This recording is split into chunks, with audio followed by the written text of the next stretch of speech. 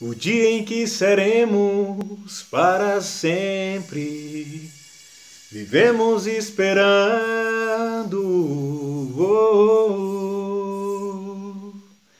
dias melhores para sempre.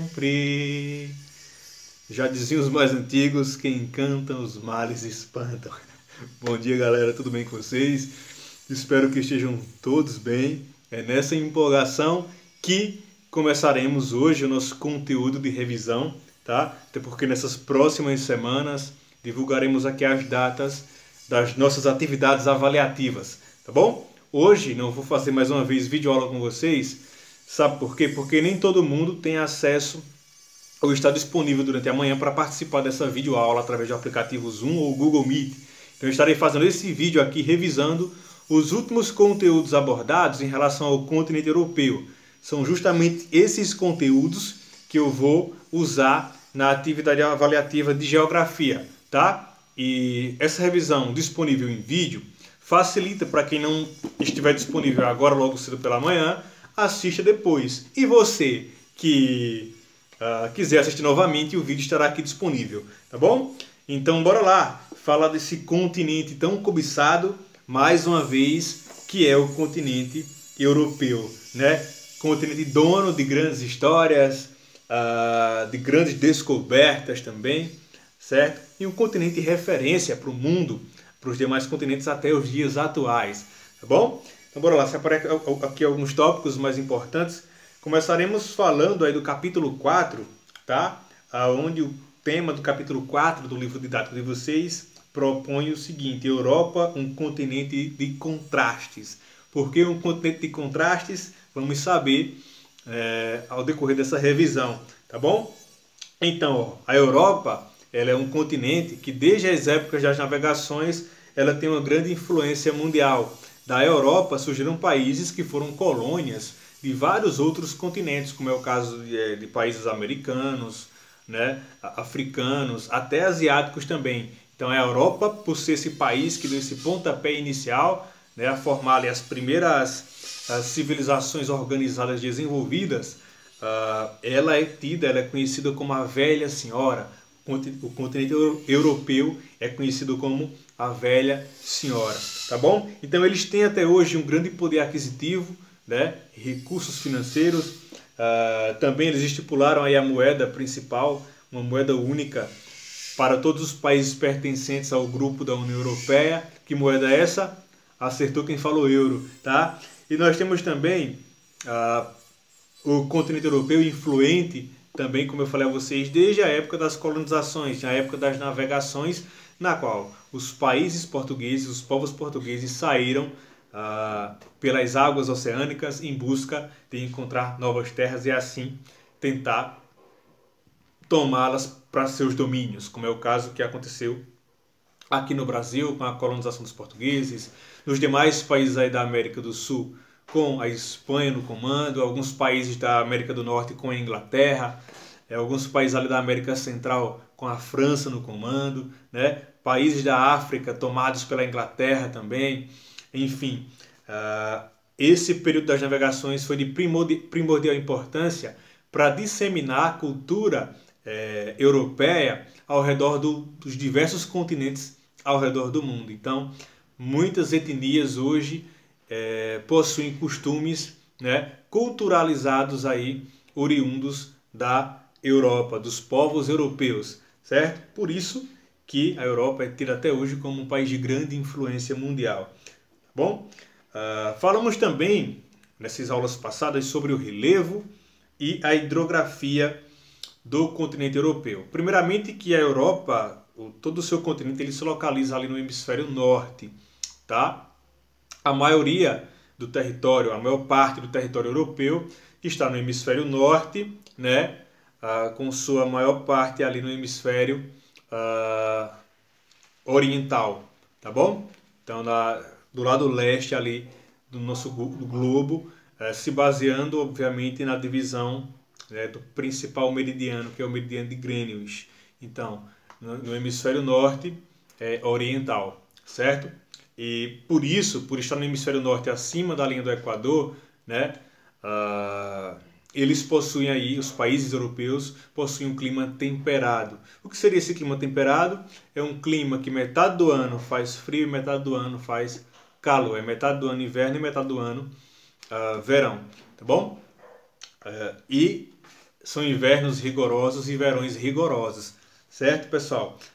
Países que possuem uma localidade mais extrema puxada ao Polo Norte, mais próximo ao Polo Norte, vão ser países aí bem mais gelados, certo? Como é a hidrografia, né? Quando a gente trata de hidrografia, a gente fala do quê? Das bacias aquáticas do continente europeu, presentes ali naquele continente europeu.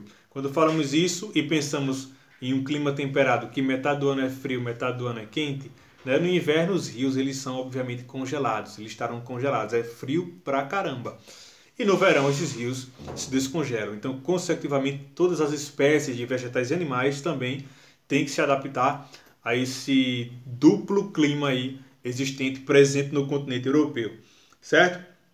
Nós temos aí um relevo, né, de planaltos, planícies, bacias hidrográficas, tá bom? Inclusive, quando falamos de bacias hidrográficas, quase não sai, nós lembramos de que da atividade pesqueira, né, que rende muito lucro, muito dinheiro ali na Europa, tendo em vista que ele é um continente cercado por águas oceânicas. A exploração do peixe lá é tão grande, principalmente aí do salmão, né, e do bacalhau, é tão grande essa extração desses peixes que são espécies já ameaçadas de extinção. Então a prática lá ainda não é proibida, eles pescam muito, principalmente porque é um continente que está conjugado com o continente asiático e o povo asiático acaba comprando muito peixe da Europa.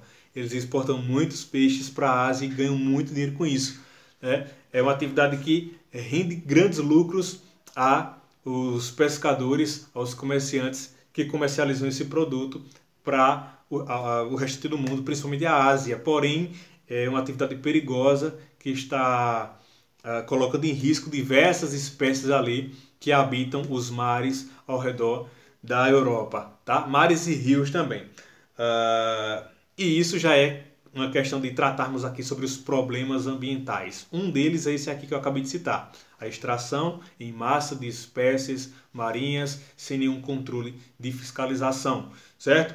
Outro problema ambiental que podemos citar nesse continente europeu, né, é a questão do grande fluxo, né, que sobe da terra de ar tóxico, de gases tóxicos produzidos pelas indústrias. Como eu falei a vocês, basicamente todos os países europeus eles são desenvolvidos, ou seja, eles possuem muitas indústrias produzindo e produzindo muito, né? Eles têm muita matéria-prima, então eles não precisam estar comprando tanta matéria-prima de outros países. Eles acabam produzindo, fabricando os seus produtos com sua própria matéria-prima, né? O que rende uma economia maior e após a finalização do produto renderá com certeza um lucro bem maior também.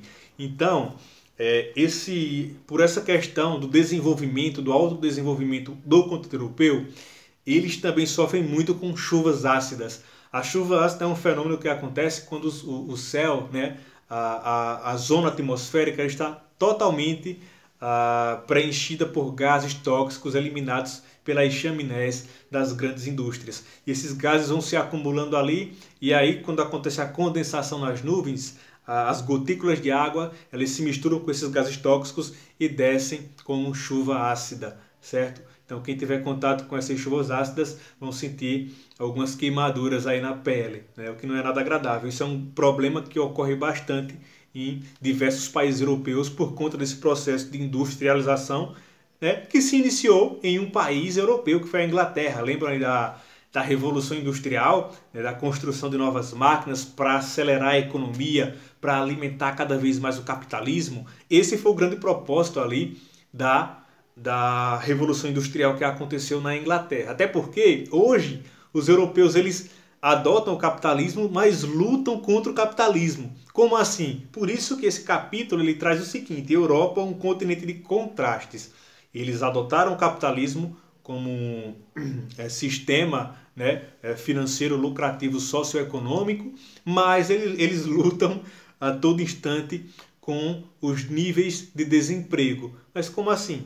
A globalização ela está totalmente conectada, vinculada aí com a questão do capitalismo, certo?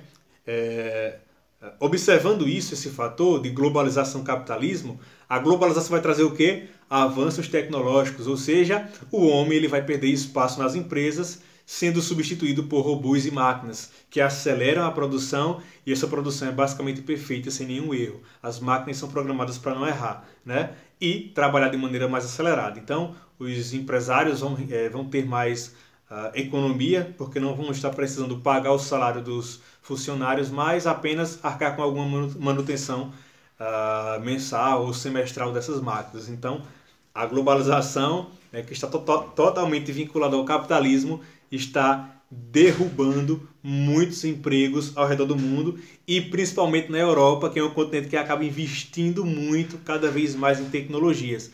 Então, ele é um continente de contrastes por isso, porque eles adotaram essa medida de capitalismo para ganhar dinheiro, mas agora os índices de desemprego nos países europeus estão cada vez mais elevados. Os números sobem a cada dia. Tanto é que existe uma crise muito grande na Grécia, tá bom? A Grécia é um país que está numa crise terrível por conta de desemprego. E aí, esses países que fazem parte do bloco econômico da União Europeia realmente estão tentando ver uma solução para que a Grécia volte a se reestruturar, certo? Essa é a nossa primeira parte. Continuarei a segunda parte aí em um segundo vídeo, porque meu celular está com a memória